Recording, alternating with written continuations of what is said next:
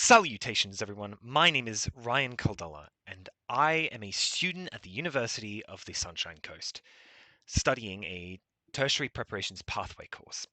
I'm also known as Super Sick Mustache, my gaming and now coding YouTube channel on which this is posted. But before we begin on the topic of today's video, I would first like to pay my respects to the traditional custodians of the land on which I reside, the Gubbi Gubbi and Turrbal peoples, and to the elders past, present, and future. Ngara and Galung Narundi to you. In this video, I will, for my university assignment, be explaining the basics of Godot, as well as its unique coding language GDScript. And I will be coding a simple game for you to follow along and adapt to your own coding project, as well as exploring the journey I took learning Godot in just 5 weeks. Therefore, you can learn too. Godot, the open source program we will be using to code, is a free platform with simple, easy to learn user interface, including a Unity-esque 3D and 2D in-system game designer. You can get it on its website or on Steam, though I recommend the website because Steam might auto-update it and ruin all of your previous projects. Also, don't worry about GDScript. You can code using C# or C++ languages if I remember rightly.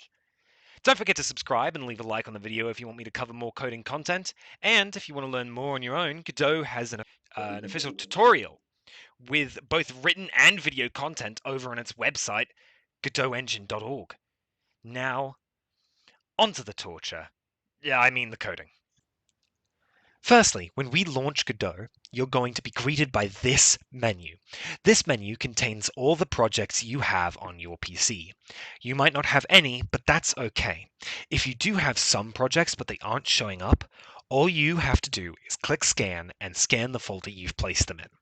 You can also access a load of free assets and templates from godotengine.org via this tab here.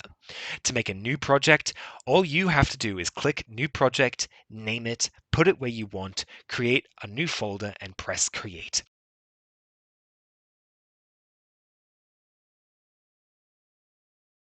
And voila! Next is the actual game designer, and you can see Unity's influence on it. To the left, you have the scene editor and the files. Down, you see the debugger. To the right is the inspector, and various settings line the top. In the window, you can see that there are buttons that can make your life a little bit easier. The main ones are View, which can change your viewpoint, Transform, which can help you move objects, and Grid Snap. To move around the space, you can press F while selecting an object to snap your view to it. Pressing O will snap your view to the origin, 000. Holding middle mouse down will allow you to rotate the camera on that point, but holding right mouse button allows you to look around without moving the camera. Moving on to the actual coding, you can see a simple game that I'd created over 5 weeks of learning, as I said before. The game itself isn't very important. What we're interested in now is how these scenes and nodes connect to form it. Take, for example, the game timer node, which controls how much time is left. It communicates to other nodes via the timeout function under the node tab of the inspector. Here you'll see all the signals the node can send.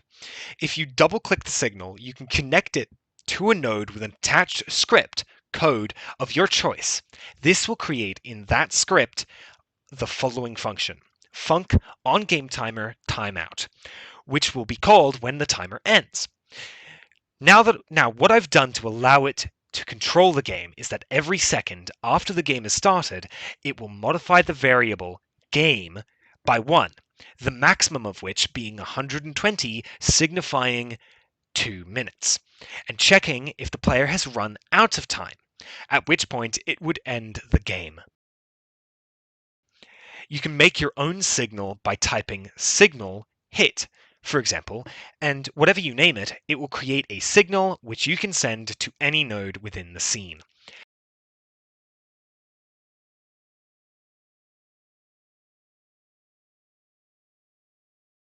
Another timer I have is the enemy spawn delay timer, which doesn't automatically start when the game starts.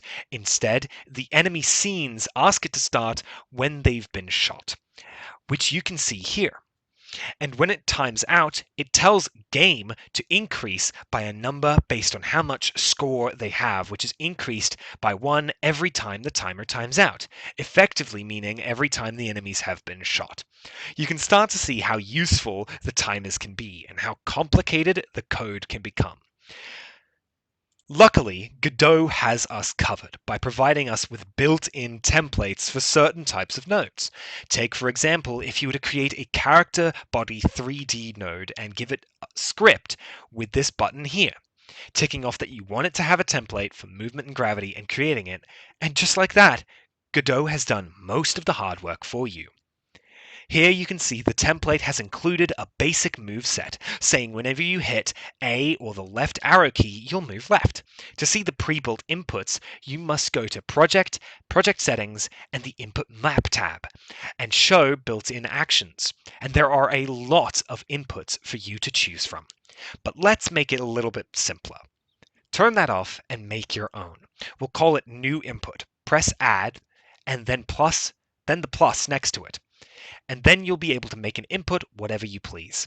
You can even choose to make inputs for controllers. For now, I'll just show you how to implement Sprint.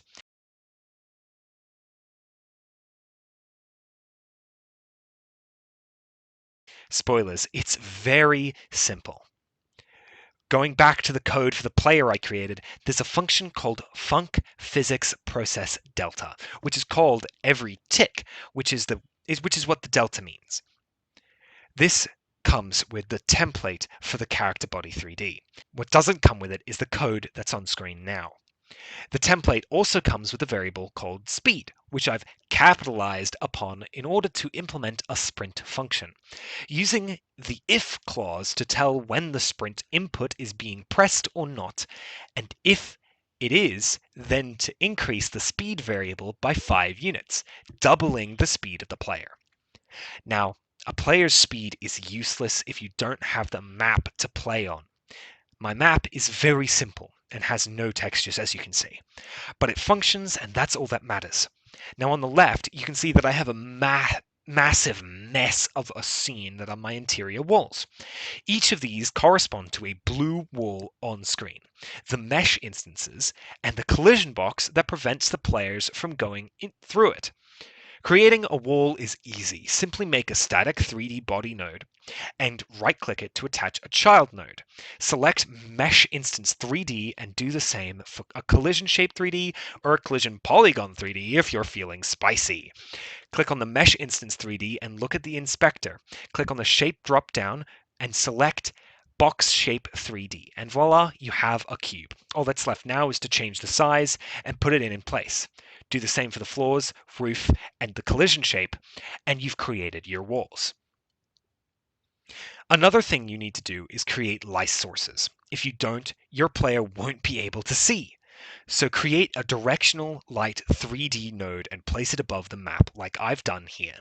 Zooming in on it shows that it has a direction wherein it projects the light towards. Pressing E will allow you to rotate it much easier. Press Q to switch back and let there be light.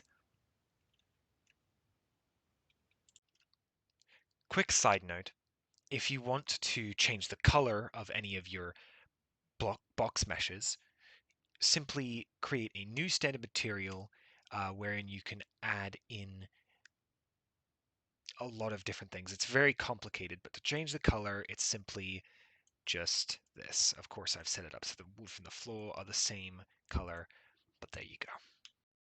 Now you may have noticed me talking about variables earlier. These are placeholders which can hold one of 3 types of values. The first is number, which is obvious. The second is validity, whether it's true or false, but the last is what I call a calling value, where the variable calls another scene or node to become it or simplify code. Now, of course, this is a whole lot of information to consume, and I get it. It took me a whole 5 weeks with training materials to learn Godot. You're not going to grasp everything in just 10 or so minutes, and there's even more stuff I want to cover.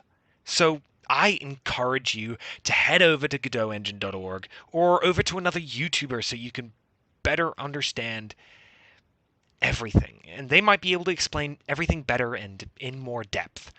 So, I hope you subscribe and leave a like on the video, and I hope you learned something. Bye bye!